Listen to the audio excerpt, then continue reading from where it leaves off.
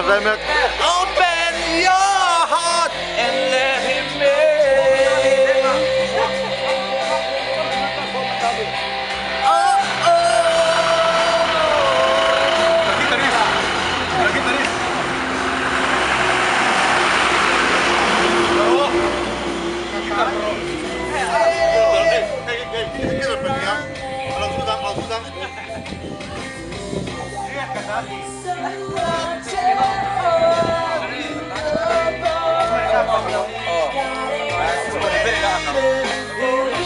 Oh, yes, he's waiting for you to